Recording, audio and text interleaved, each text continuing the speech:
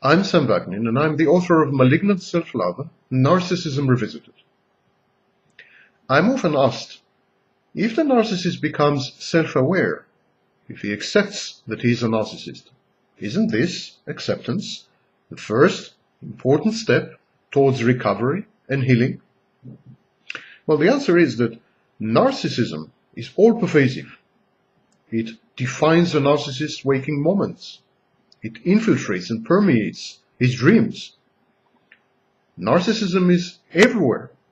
Everything the narcissist does, every which way he behaves, is motivated by narcissism. Everything he avoids is the result of narcissism. Every utterance, every decision is very body language. They are all manifestations of narcissism. Narcissism is rather like being abducted by an alien and ruthlessly indoctrinated ever since. The alien is the narcissist's false self. It is a defense mechanism constructed by the narcissist in early childhood in order to shield his true self from hurt and inevitable abandonment and disappointment. A cognitive understanding of the disorder does not constitute a transforming insight.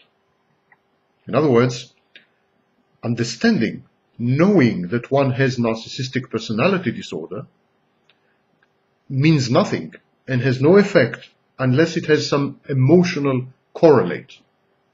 The narcissist does not internalize what he understands and learns about his disorder. His new gained knowledge about narcissistic personality disorder does not become a motivating part of himself. It does not create what we call psychodynamics. It remains an inert, an indifferent piece of information with minor influence on the narcissist's psyche. Sometimes, when the narcissist first learns about narcissistic personality disorder, he really believes that he could change. This usually follows a period of violent rejection of the charges against him.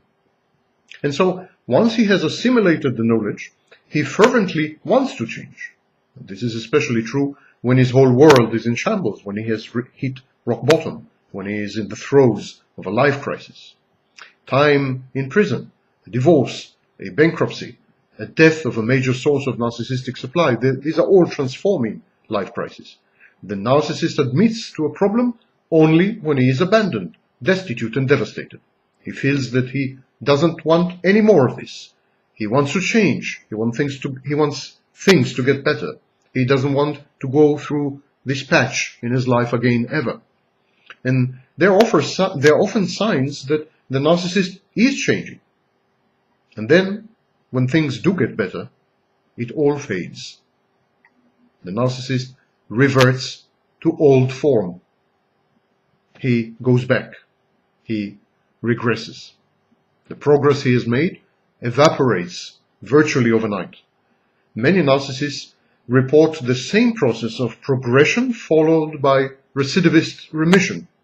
Many therapists refuse to treat narcissists precisely because of the Sisyphean frustration involved. The results are never permanent. I never said that narcissists cannot change, only that they cannot heal. There is a huge difference between behavior modification and a permanent alteration of the psychodynamic landscape.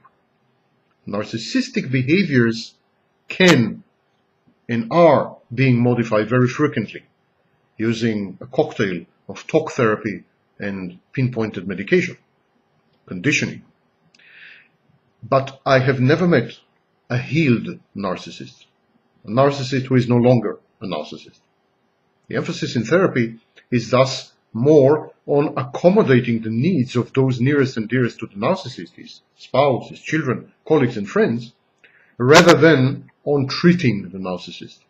If the narcissist's abrasiveness, rage, mood swings, reckless and impulsive behaviors are modified, those around him benefit the most. This, as far as I'm concerned, is a form of social engineering, not a proper healing therapy. One last hope. Narcissism, albeit rarely, does tend to ameliorate with age. Many forms of pathological narcissism are reactive and transient. same as with psychopaths. It's the best I can offer.